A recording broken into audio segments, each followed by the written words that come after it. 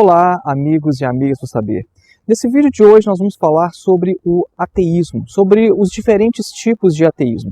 A ideia é a gente qualificar um pouco melhor esse debate sobre a questão da religião, né? E nós vamos fazer um vídeo diferente, porque nós vamos fazer um vídeo andando hoje, como os chamados filósofos peripatéticos na Grécia Antiga, né?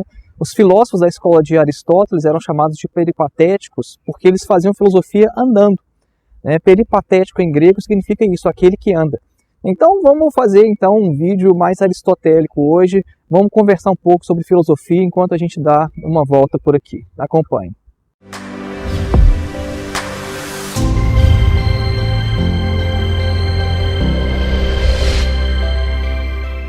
O ateísmo ele é diferente da simples descrença.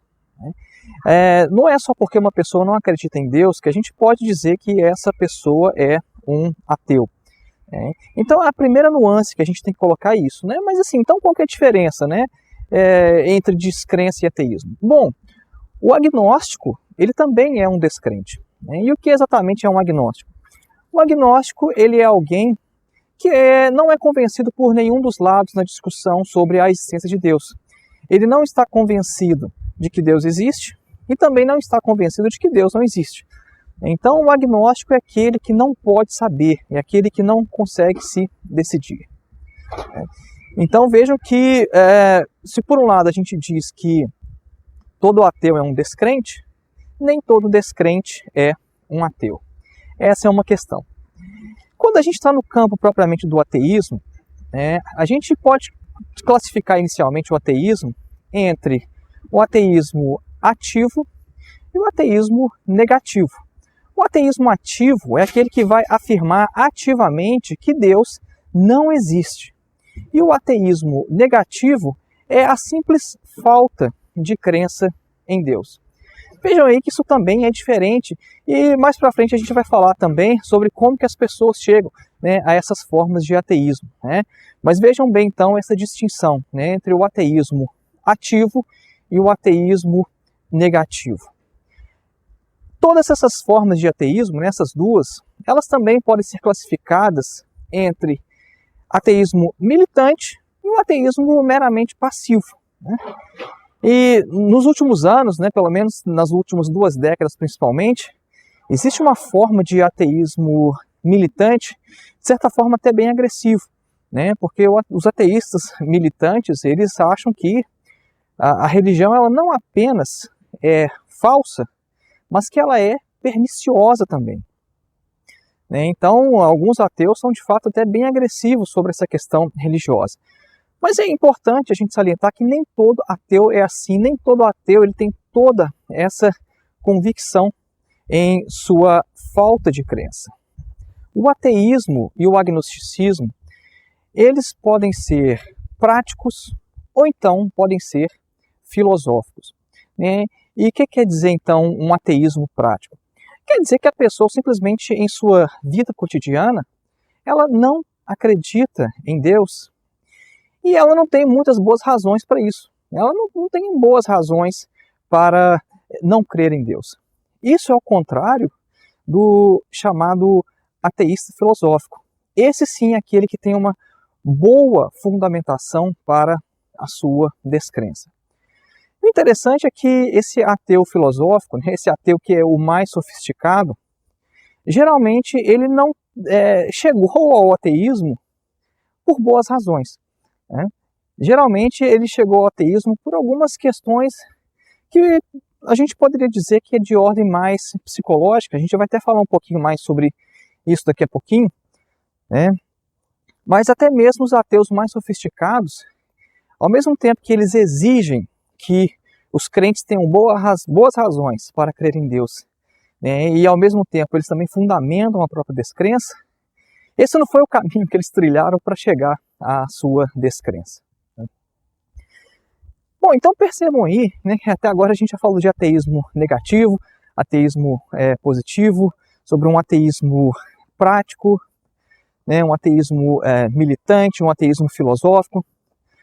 Perceba que isso aí é uma questão que abre um leque de opções muito grandes e mostra que o ateísmo é de fato muito mais diversificado, do que a gente pode pensar num primeiro momento.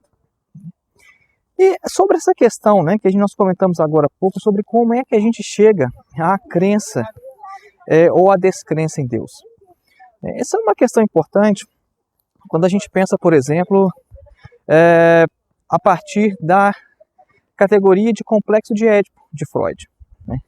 Isso é uma questão interessante porque o Freud ele explicou a crença em Deus, principalmente em sua obra O Futuro de uma Ilusão, falando que a crença em Deus, na verdade, ela se origina de ilusões infantis, de uma necessidade de buscar amparo, quando a gente percebe que nós somos completamente desamparados nesse mundo. Então, já faz algumas décadas aí, por quase todo o século XX, explicou-se a religião no campo da psicanálise a partir dessa categoria de complexo de Édipo. Isso foi uma questão muito interessante, eu acho que uma contribuição muito rica de Freud na questão da psicologia da religião. E o que é interessante, no entanto, é que o complexo de Édipo ele também pode ser utilizado para explicar o ateísmo. Isso é uma questão menos conhecida, da questão da psicanálise, das incursões da psicanálise na questão da psicologia da religião, mas o complexo de Édipo ele pode também explicar a própria descrença em Deus. E é aqui que a gente vai fazer essa ligação que a gente falou que ia fazer, porque nós falamos sobre o ateísmo filosófico e a gente comentou que nem sempre o ateu filosófico ele chegou ao ateísmo através de argumentos filosóficos.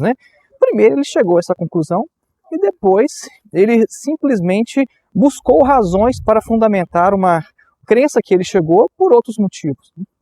E é aqui que o complexo de Édipo ele é interessante, porque o complexo de Édipo, o que ele vai falar de forma bem resumida, bem básica?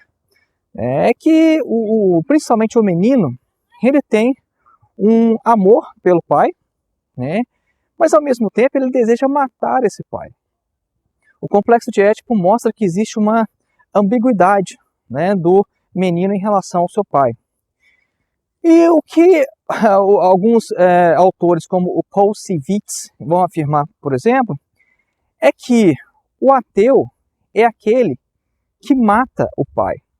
Enquanto o religioso, ele projeta o seu pai terreno na figura de um pai divino, por causa do complexo de Édipo, por causa do desejo de matar o pai, o ateu ele mata esse pai celestial. Então, o ateísmo ele é o quê? A consumação desse desejo de matar o pai. Breve pausa. Isso aqui que vocês estão vendo atrás é um túmulo vazio do filósofo Ludwig Feuerbach. Isso aqui é um monte onde o Ludwig Feuerbach costumava vir para fazer as suas reflexões filosóficas. Ele morava aqui nessa região. Então, sempre que eu gosto de falar, sempre que eu vou falar de religião, eu gosto de vir aqui porque é o tema pelo qual o Feuerbach é mais conhecido. Então, percebam que o complexo de Édipo, então, ele pode explicar por que alguém se torna ateu, do ponto de vista psicológico. Então, a gente citou isso aí porque a gente fez a observação de que nem sempre a gente chega à crença em Deus através de boas razões, mesmo quando somos ateus filosóficos. Outra questão bem interessante em relação a essa questão sobre os tipos de ateísmo, e agora eu falo de alguma coisa que é até pessoal para mim, e que diz respeito a muita gente que eu conheço, é em relação ao ateísmo prático. Porque às vezes a gente fala muito do ateísmo como se fosse uma questão que as pessoas estivessem sempre conscientes dela, Então, assim, a gente pergunta assim, você é ateu? Se a pessoa disser que é ateu, então, tudo bem, então eu considero que você é um ateu. Mas se a pessoa não fala isso, a gente considera não, a pessoa é outra coisa, não diz nada, E a questão não é bem assim. E eu me refiro agora ao chamado ateísmo prático. Nós já mencionamos nesse vídeo aqui a questão do ateísmo prático. Nós mencionamos que o ateísmo prático é um ateísmo que a pessoa simplesmente vive, mas não tem boas razões para isso. E o que é interessante nessa questão é que as igrejas estão cheias de ateus práticos. As igrejas estão cheias de ateus. Isso é uma questão que foi observada pelo próprio Feuerbach, que a gente acabou de mencionar, e no século XX o Adorno também mencionou essa questão. O Adorno também falou sobre os ateus práticos. E essa é uma questão que até na minha trajetória, né, de vida, eu acabei percebendo isso depois de passar muitos anos na igreja. Chegou no momento que eu percebi que não fazia a menor diferença se eu estava indo na igreja ou não, porque se eu tirasse Deus da minha vida, eu continuaria vivendo do mesmo jeito. Né? E, inclusive, a vida que eu tenho até hoje não mudou absolutamente nada. Né? E a diferença é que eu me dei conta disso. Eu me dei conta disso e depois me assumi como alguém que não tem crença em Deus mesmo. Né? Só que eu já vivia nessa situação já fazia algum tempo. Né? E é uma situação que muitas pessoas não se percebem. Né? A maioria das pessoas, se você tirar Deus da vida delas, não vai mudar absolutamente nada. Então você se pergunta o seguinte, olha, se eu tirar Deus da minha vida, tem alguma coisa que eu faço que eu vou deixar de fazer? Ou seja, eu faço alguma coisa na minha vida hoje por causa de Deus? Se a resposta for não, ou seja, se não mudar nada na minha vida, quer dizer que eu já sou ateu. Deus não muda nada. Né?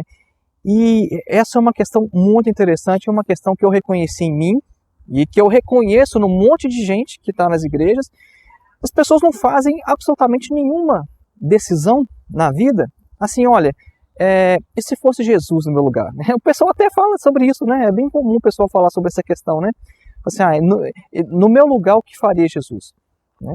Pouquíssimas pessoas se perguntam isso no seu dia a dia para buscar uma orientação sobre como agir, sobre o que fazer. E isso é o quê? Isso é o chamado ateísmo prático. As pessoas não acreditam em Deus de fato. Né? Elas acreditam em Deus de forma nominal. Né? As pessoas falam que acreditam em Deus. Mas no final das contas, elas não acreditam mesmo. Né? Porque a crença em Deus não muda absolutamente nada. E essa é uma questão que o Feuerbach levantou. Eu não estou aqui com os livros para fazer referência, né, para mostrar agora como eu costumo fazer nos vídeos, né, ler os trechos nos livros, e tampouco de Adorno. Mas eu deixei as duas referências, né, caso alguém tenha curiosidade em saber, né, quem fala isso, onde fala. Talvez eu possa procurar depois e colocar na descrição desse vídeo aqui. Mas o Feuerbach fala isso claramente, né, quando ele era muito criticado, né, e falou assim, vocês querem eliminar o ateísmo da teoria, né, mas primeiro vocês têm que eliminar o ateísmo prático. Né. O Feuerbach colocava a questão assim abertamente. Né. Vocês falam de eliminar o meu ateísmo, né, filosófico, mas a questão mesmo é o ateísmo prático de vocês. Então percebam que há várias nuances de ateísmo. Né? Nós começamos o vídeo falando sobre a diferença de ateísmo para agnosticismo, explicando que descrença não é a mesma coisa que ateísmo, né? Que é possível ser descrente e não ser ateu. A gente tem ateísmo militante, um ateísmo mais passivo, um ateísmo ativo, e a gente tem ateus até mesmo dentro das igrejas, ateus práticos. Né? Então isso aí não é aquele ateu que se declara ateu e que se reconhece ateu, mas aquele ateu que simplesmente vive a sua vida como se Deus absolutamente não existisse. Né? Então percebam que a discussão ela precisa ser melhor, né, qualificada. Peraí, o sol. A discussão precisa ser melhor qualificada, porque da mesma forma que às vezes a gente tem o costume de achar que todo religioso é igual, às vezes as pessoas também acham que todo ateu é igual. Né, que todo ateu acredita exatamente na mesma coisa e há diversas nuances. Né? E é uma observação interessante que é feita aqui nesse livro, e eu quero deixar então a referência, o único livro que eu estou na mão hoje para mostrar, que é esse livro chamado Atheism. Esse livro é do Kerry Walters, e chama Atheism, A Guide for the Perplexed. Ateísmo, um guia para os perplexos. Esse livro é muito interessante porque vai dar uma introdução muito legal ao ateísmo. Nesse livro ele vai falar uma coisa interessante aqui no início. Né? Ele vai falar o seguinte, olha, esse livro aqui é para as pessoas que já se decidiram que tem um lado, mas que estão dispostas a ouvir o lado do outro. São para aquelas pessoas que de fato reconhecem que tem muito a aprender com o outro. Isso é uma questão muito importante. Né? Inclusive o filósofo Kierkegaard, ele falava que o ateísmo ele pode fortalecer a fé. Né? um filósofo cristão fazendo essa afirmação, é muito interessante. E de fato, né, o ateísmo ele pode fortalecer, ele pode purificar a fé. Né? E por outro lado, aqueles que não acreditam em Deus e que leem a literatura cristã, por exemplo, também tem muito a aprender. É uma coisa que eu faço até hoje. Até hoje eu compro livros de teologia, por exemplo, né, porque é muito importante, a gente tem muito a aprender. Né? Então, esse aqui que é o recado que o Kerry Walters ele deixa logo no início. Um lado tem sempre muito a aprender com o outro. E o objetivo nosso aqui é justamente a gente fazer com que a gente aprenda a ouvir melhor o outro lado, né? E falar sobre os tipos de ateísmo, né, nos ajuda então a compreender que é uma diversidade maior de formas de ateísmo e que isso não é exatamente a mesma coisa que descrença. Bom, então é isso aí, o nosso conteúdo de hoje. Deixa um like no vídeo se ainda não deixou. Se inscreva no canal se não for inscrito, deixe o seu comentário e compartilhe esse vídeo com seus amigos nas redes sociais. Um grande abraço e até a próxima.